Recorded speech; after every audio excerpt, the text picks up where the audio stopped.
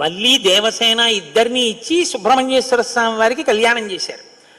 వల్లి దేవసేన ఇద్దరిని తనకి భార్యలుగా చేసుకున్నాడు కాబట్టి శైవ వైష్ణవాలు రెండు సుబ్రహ్మణ్యుడి వల్లే వియ్యం ఉంది.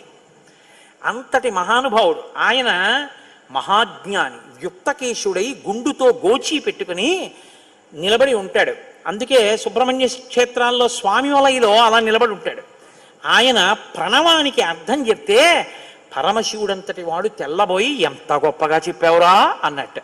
నాన్నగారు అలా అంటే కుదరదు, ఇది ప్రణవ రహస్యోపదేశం కదా, మీరు కూడా మడి కట్టుకుని వచ్చి శిష్యుడిగా కూర్చోండి చెప్తానన్నట్టు.